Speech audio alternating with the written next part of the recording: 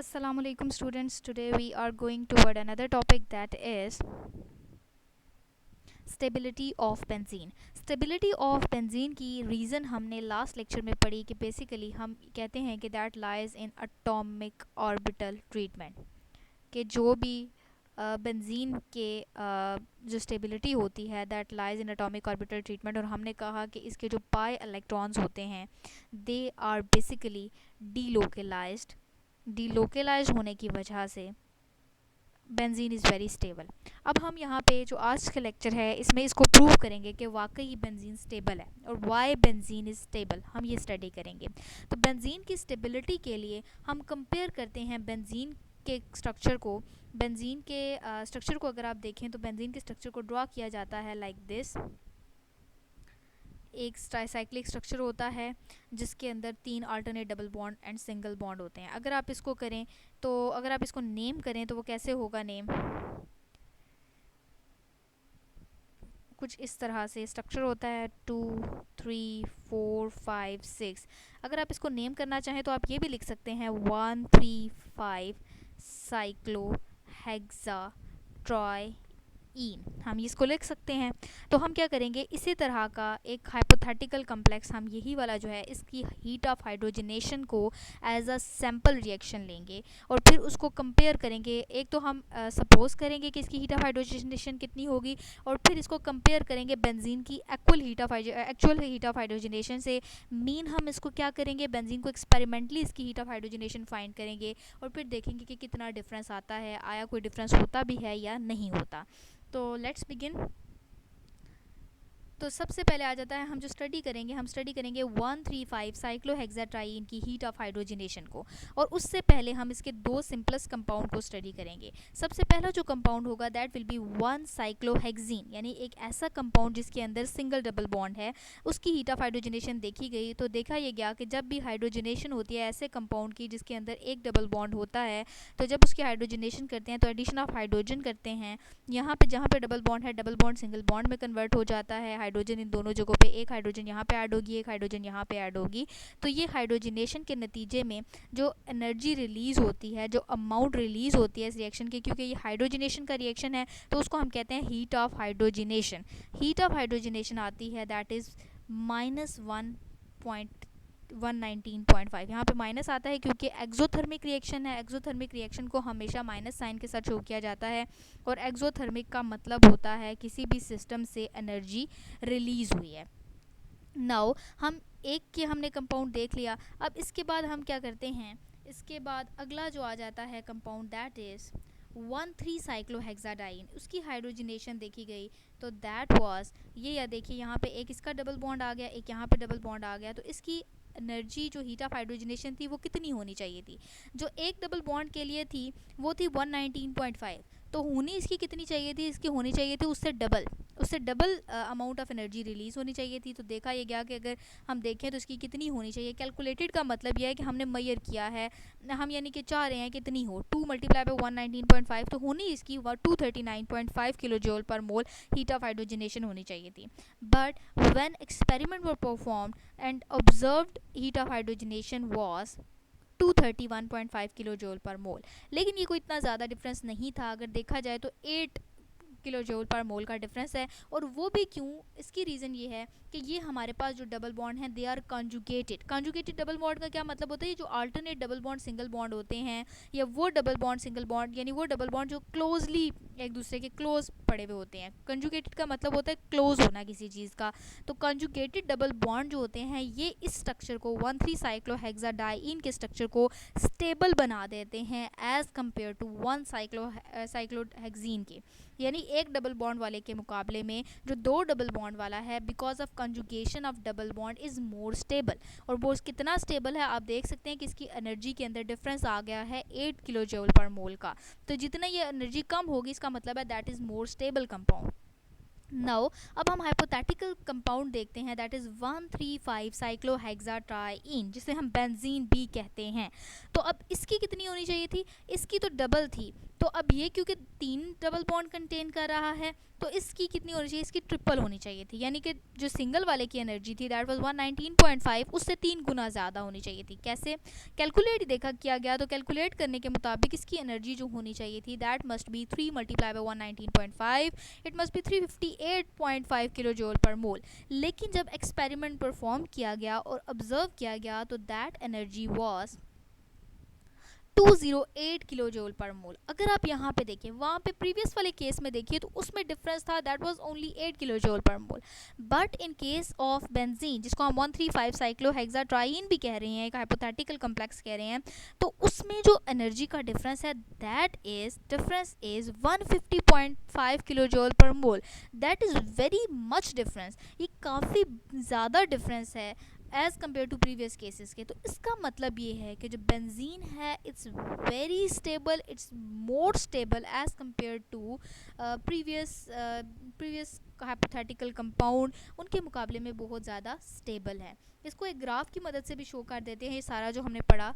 अब ये देख लीजिए इस ग्राफ में हमने क्या किया, यहाँ पे ये इसका वाई एक्सिस है that is containing potential energy, और एक्स एक्सिस पे हमने साइक्लोहेक्सेन ड्रॉ कर दिया।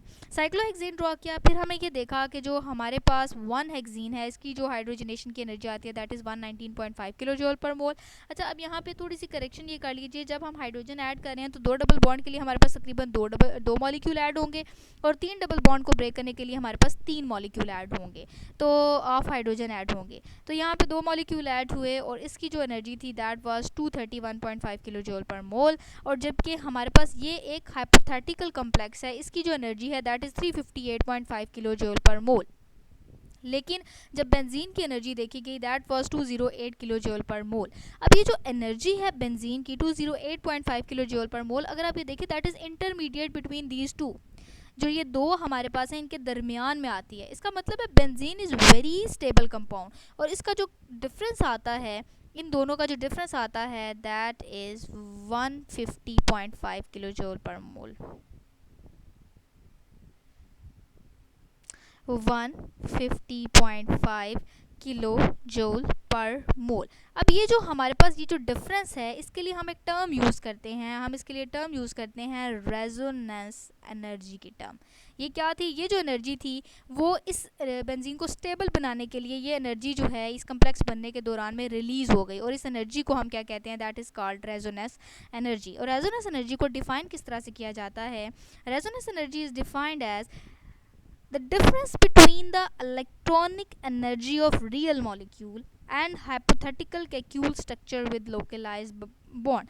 यानी कि जो रेजोनेंस एनर्जी जो कि हमारे पास 150.5 आ गई है, ये किसके दरमियान में डिफरेंस है, एक तो रियल मॉलिक्यूल के दरमियान में डिफरेंस है और हाइपोथेटिकल कैक्यूल स्ट्रक्चर के दरमियान में जो लोकलाइज बॉन्ड के साथ है। ये हाइपोथेटिकल कैक्यूल स्ट्रक्चर है जो लोकलाइज बॉन्ड के साथ है, इसकी एनर्जी का डिफरेंस फ्रॉम जो ओरिजिनल स्ट्रक्चर है, रियल स्ट्रक्चर है, इनके दरमियान में जो दोनों के दरमियान में जो डिफरेंस आता है एनर्जी का that is called resonance energy.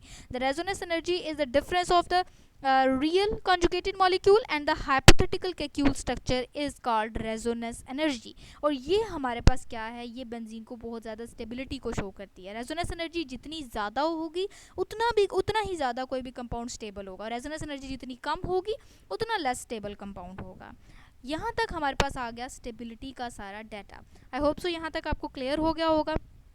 इसके बाद जो हमारे पास अगला आता है topic that is related to this resonance energy. अब क्वेश्चन ये आता है व्हाट इज़ रेजोनेंस। ये जो एनर्जी रिलीज़ हुई रेजोनेंस की वजह से कहते हैं रिलीज़ हुई रेजोनेंस एनर्जी जिसे हम कह रहे हैं। अब रेजोनेंस क्या है, रेजोनेंस हमारे पास आ जाती है the possibility of different pairing scheme of valence electron of atom is called resonance. जो डिफरेंट पेयरिंग स्कीम की डिफरेंट पेयरिंग स्कीम है वैलेंस इलेक्ट्रॉन ऑफ एटम की दैट इज़ कॉल्ड रेजोनेंस। इसके लिए मैं आपको थोड़ा सा रिकॉल करा देती हूँ। जब आपने देखा था बेंजीन के केस में, तो बेंजीन के केस में आपने कुछ इस तरह का स्ट्रक्चर ड्रॉ किया था, एक हाइपोथेटिकल स्ट्रक्चर था जिसमें यहाँ पे हमने कहा कि इसका जो लास्ट वाला पी है ये पाई इलेक्ट्रॉन, यानी हमारे पास जो वैलेंस इलेक्ट्रॉन है वो बेसिकली पी ऑर्बिटल जो है वो पाई बॉन्ड बनाने में इस्तेमाल हो रहे हैं, जिसे हम कहते हैं fourth valence of carbon atom. ये फोर्थ वैलेंस ही है ना कार्बन एटम का, fourth valence of carbon atom की टर्म आपकी बुक में यूज़ की हुई होगी। उसमें क्या है कि जो आपके पास एक तो S आ जाता है, 2px आ जाता है, 2py आ जाता है, 2pz आ जाता है। तो अगर आप इसमें देखिए तो इसमें क्या है, ये तीनों तो यूज़ हो गए। ये जो फोर्थ वैलेंस है pz, इसकी जो डिफरेंट पेयरिंग स्कीम है, different pairing scheme of valence electron of atom is called resonance. ये रेजोनेंस करती है। रेजोनेंस कैसे करती है? अब यहाँ पे देखिए हर एक की लोब में एक एक इलेक्ट्रॉन है। जब इसका इसके साथ ओवरलैप होगा, इसका इसके साथ ओवरलैप होगा और इसका इसके साथ, मैं ऐसा कर लेती हूँ, इनको नंबर कर लेती हूँ, 1 2 3 4 5 6। जब 1 और 2 का ओवरलैप होगा तो यहाँ पे एक डबल बॉन्ड आ जाएगा। जब 3 और 4 का ओवरलैप होगा तो यहाँ पे एक डबल बॉन्ड आ जाएगा। और जब आपके पास 5 और 6 का ओवरलैप होगा तो यहाँ पे डबल बॉन्ड आ जाएगा। तो कुछ इस तरह से स्ट्रक्चर बनेगा। क्लियर? इसी तरह से अगर हमारे पास आ जाता है अब 1 2 की बजाय हम कहते हैं 2 और 3 का ओवरलैप आ जाता है।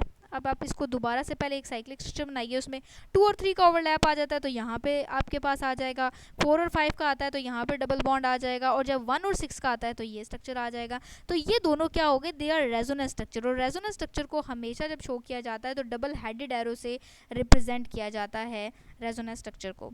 इसी तरह से अगर आपके पास एक और पॉसिबिलिटी ये है कि जब 1 और 4 ओवरलैप कर जाएं, इसी तरह से ये पॉसिबिलिटी है कि जब आपके पास 1 और 4 भी ओवरलैप कर सकते हैं, इसी तरह से 2 और 5 भी ओवरलैप कर सकते हैं, और इसी तरह से 3 और 6 भी ओवरलैप कर सकते हैं। यानी क्रॉस में आप ओवरलैप कर सकते हो 1 4 2 5 2 6। तो ये क्या हैं? These R resonance structure. ये रेजोनेंस स्ट्रक्चर क्या हैं? ये इसलिए आए हैं, different pairing scheme of valence electron of atom की वजह से आए हैं। तो ये जो स्ट्रक्चर आ रहे हैं, दे आर रेजोनेंस। और इसी वजह से बेंजीन इज़ वेरी स्टेबल, क्योंकि इसके इलेक्ट्रॉन लोकलाइज नहीं है बल्कि इसके pi electron they are showing different pairing schemes. Now move toward another. अब कहते हैं डिफरेंट स्ट्रक्चर्स जो हमारे पास ऑब्टेन होते हैं उन्हें हम कहते हैं रेजोनेंस स्ट्रक्चर। अब हम बेंजीन के देखेंगे कौन कौन से रेजोनेंस स्ट्रक्चर हमारे पास मौजूद हैं। रेजोनेंस स्ट्रक्चर ऑफ बेंजीन में दो साइंटिस्ट ने वर्क किया। एक तो कैक्यूल ने वर्क किया, उसने कैक्यूल स्ट्रक्चर दिए, और दूसरे एक साइंटिस्ट थे डिवार। डिवार ने जो है वो स्ट्रक्चर दिए। डिवार स्ट्रक्चर आ जाते हैं, और यानी रेजोनेंस यानी डिफरेंट पेयरिंग स्कीम जो इलेक्ट्रॉन की उन्होंने रिपोर्ट की उसके अकॉर्डिंग जो कैक्यूल ने सपोर्ट की उसने रेजोनेंस स्ट्रक्चर दिए बेंजीन के, और डिवार ने भी रेजोनेंस स्ट्रक्चर दिए। तो कैक्यूल के स्ट्रक्चर कौन कौन से हैं जो हम बहुत कॉमनली स्टडी करते हैं? ये दो structure they are Kekule structure. ये क्या क्या है? जब हमारे पास, आप इसके लिए ज़्यादा बेहतर नंबरिंग कर लीजिए, 1 2 3 4 5 6, और ये 1 2 3 4 5 6। अगर आप इसमें देखिए तो इसमें क्या होता है, जब P 4P है, जब उसके 1 2 का ओवरलैप होता है, 3 4 का, 5 6 का, तो ये स्ट्रक्चर आ जाता है। और जब इसके 2 3 4 5 और 1 6 का ओवरलैप होता है तो ये स्ट्रक्चर आ जाता है। और आप ये देख रहे हो इसके दरमियान में मैंने डबल हेडेड एरो लगाया हुआ है। जहाँ पे भी ये डबल हेडेड एरो होगा ये इंडिकेट करता है इसकी रेजोनेंस को। और इसको मैं अगर मजीद बताऊँ तो ये आप इस तरह से भी शो कर सकते हो, ये बॉन्ड यहाँ पे शिफ्ट किया, ये बॉन्ड यहाँ पे शिफ्ट किया, और ये बॉन्ड यहाँ पे शिफ्ट किया। तो आप देख सकते हो बिकॉज ऑफ दिस शिफ्टिंग ये वाला बॉन्ड ये स्ट्रक्चर आ जाता है। इसी तरह से अगर आप इसको रिवर्स करोगे तो ये वाला स्ट्रक्चर आ जाएगा। तो ये दो स्ट्रक्चर दिए कैक्यूल ने, these are called resonance structure. दो structure that arise by different pairing scheme of outermost or valence orbitals। Clear? इसके बाद दूसरा साइंटिस्ट थे दीवार। दीवार ने क्या किया, उसने जो स्ट्रक्चर दिए देवार, उसने 3 स्ट्रक्चर दिए। उसने जो 3 स्ट्रक्चर दिए उसमें हमारे पास जो आ जाता है दैट इज़ 1 2 3 4 5 6। उसने कुछ इस तरह से किया कि जब आपके पास 1 4 की बॉन्डिंग होती है, इसी तरह से 2 3 4 5 6 जब 2 और 5 की पेयरिंग होती है, और इसी तरह से जब 3 और 6 की पेयरिंग होती है तो ये स्ट्रक्चर आ जाते हैं। अब इनको हम बारी बारी स्ट्रक्चर को डिस्कस करते हैं कि इनका हमारे पास बेंजीन की स्टडी में क्या रोल है। तो बेंजीन की स्टडी में सबसे पहले हम स्टडी कर लेते हैं डिवार स्ट्रक्चर। डिवार ने जो 3 स्ट्रक्चर दिए थे उसके अकॉर्डिंग अगर आप देखिए तो इसमें हमारे पास थी, एक तो ये था कि 3 4 5 6, एक था 1 2 3 4 5 6, और 1 2 3 4 5 6।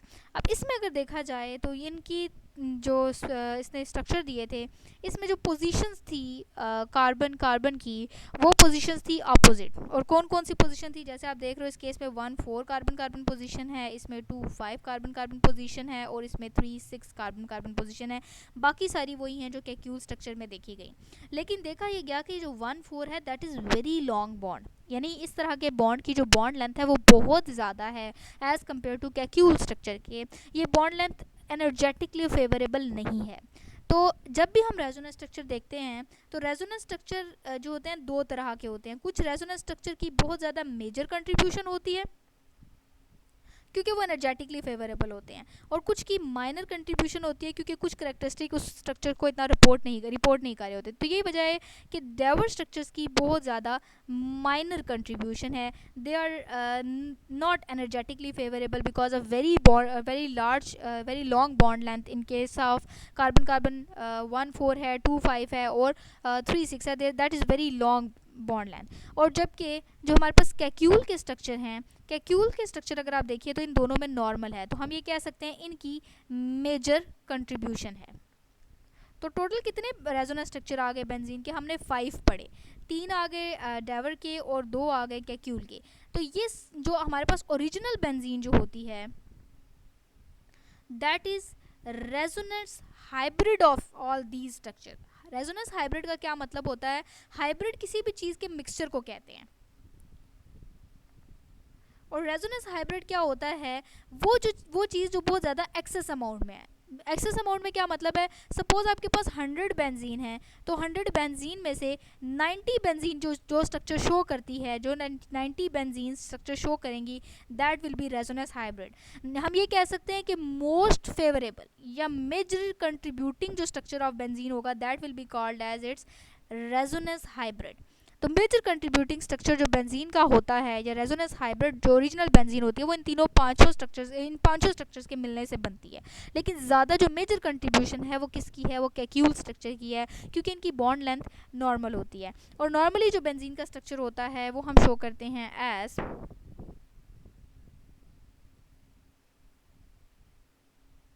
जो नॉर्मली स्ट्रक्चर बेंजीन का शो किया जाता है वो ऐसे ही शो किया जाता है कि 3 alternate double bond single bond होते हैं इसके अंदर। और फिर इसके बाद जो होते हैं, और ये जो alternate double bond single bond होते हैं, यानी हर डबल बॉन्ड के बाद जब सिंगल बॉन्ड होता है हम इनको कहते हैं कॉन्जुगेट बॉन्ड्स। इसके बाद अगली चीज़ जो आती है दैट इज़, अगर हम इनकी बॉन्ड लेंथ को देखें तो बेंजीन की बॉन्ड लेंथ किस तरह की है, हम इसको देख लेते हैं। तो carbon carbon bond length benzene के अंदर कैसी है, तो देखा ये गया जो अल्केन्स होते हैं उनकी बॉन्ड लेंथ होती है 1.54 ऑंगस्ट्रम। ऑंगस्ट्रम के लिए ए नॉट आता है इसके ऊपर। इसके बाद जो अल्कीन की थी दैट वाज 1.34 ऑंगस्ट्रम, और जो अल्काइन थे उनके लिए थी 1.20 एंगस्ट्रम।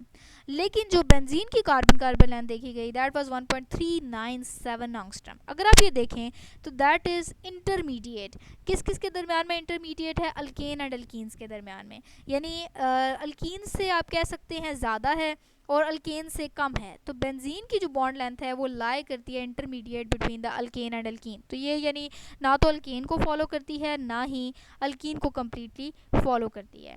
तो resonating single and double bond benzene जो होते हैं वो हमारे पास ये बता देते हैं। यहाँ पे भी हमारे पास एक आ जाता है कि बेंजीन का जो डबल बॉन्ड है दैट इज़ डिफरेंट नेचर और दैट इज़ नॉट लोकलाइज्ड। अगर तो लोकलाइज्ड बॉन्ड होता तो बिल्कुल अल्कीन की तरह इनकी बॉन्ड लेंथ होती, और अगर हमारे पास जो है अल्केन की तरह होता तो इतनी बॉन्ड लेंथ होती। लेकिन ये इंटरमीडिएट है, इसलिए हम ये कह सकते हैं कि बेंजीन का अपना एक स्ट्रक्चर है, और वो इसका डिफरेंट स्ट्रक्चर किस वजह से है, because of conjugation of double bond या कंजुगेट डबल बॉन्ड की वजह से इसका डिफरेंट स्ट्रक्चर है। और दूसरा इसका डिफरेंट स्ट्रक्चर क्यों है, कंजुगेट डबल बॉन्ड होने की वजह से बेंजीन शो करती है फिनोमेना ऑफ रेजोनेंस। रेजोनेंस क्या होता है, रेजोनेंस डिफरेंट पेयरिंग स्कीम को शो करने का फिनोमेना होता है। तो बेंजीन बिकॉज ऑफ रेजोनेंस जो होती है वो बहुत ज़्यादा स्टेबल होती है। कोई भी स्ट्रक्चर, कोई भी ऑर्गेनिक केमिस्ट्री में स्ट्रक्चर जिसके रेजोनेंस स्ट्रक्चर बहुत ज़्यादा हैं, कंपाउंड जिसके रेजोनेंस स्ट्रक्चर ज़्यादा हैं, that will be a stable compound.